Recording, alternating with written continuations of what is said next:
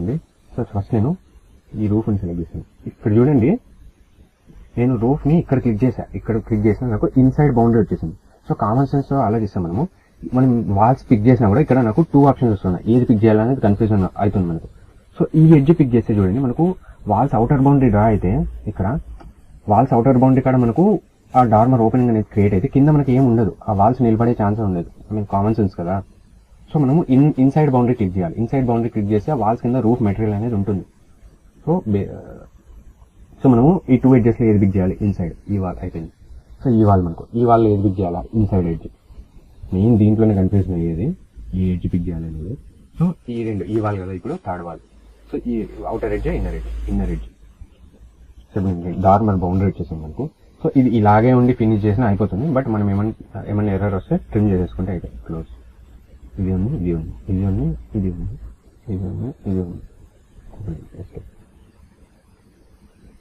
మనం చూద్దాం. Consistent colour opening వచ్చేసి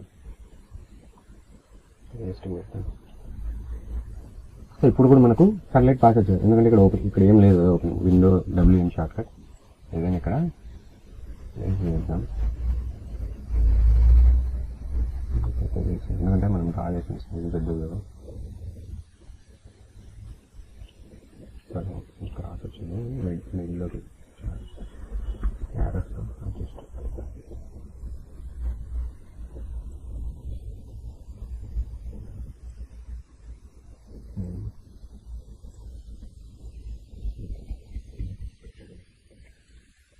సో ఇది మనకు డార్మర్ ఓపెనింగ్ సేమ్ వచ్చేసింది. సో ప్రొసీజర్ చూడండి, నేను మళ్ళీ చెప్పిన అదే పాయింట్స్ చెప్తాను. సో ఫస్ట్ వాల్స్ డ్రా చేసుకోండి. First learning time first roof draw చేసి కూడా డ్రా చేయొచ్చు, ఏం ప్రాబ్లం లేదు. ఎర్రర్స్ వస్తాయి ఏమంటే ఒకసారి అడ్జస్ట్ చేయాలంటే, ఏం లేదు. వాల్స్ ఉన్నాయి కదా, సో వాల్స్ డ్రా చేశాను.